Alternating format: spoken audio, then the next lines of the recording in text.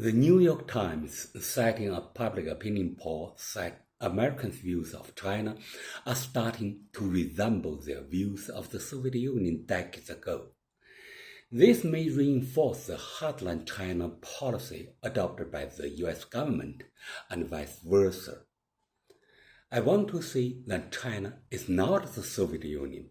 Fundamentally speaking, China is an open country, while the Soviet Union was a closed one. China is a market economy. Its export-oriented nature is very prominent, and there is a freedom in personnel and cultural exchanges with the outside world.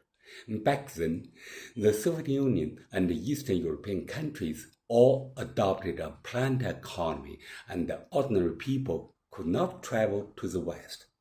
At that time, there was no internet and there was no channel for the public to express their demands, and information was highly closed. Today's Chinese society is completely different.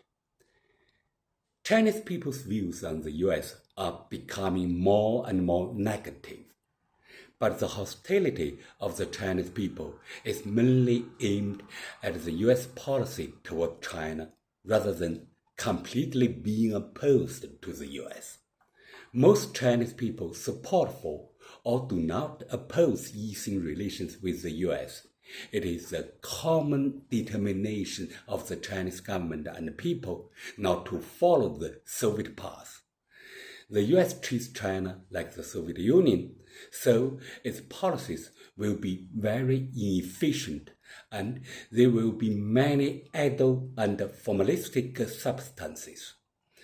Therefore, the U.S. containment strategy against China will eventually fail in a shameful way.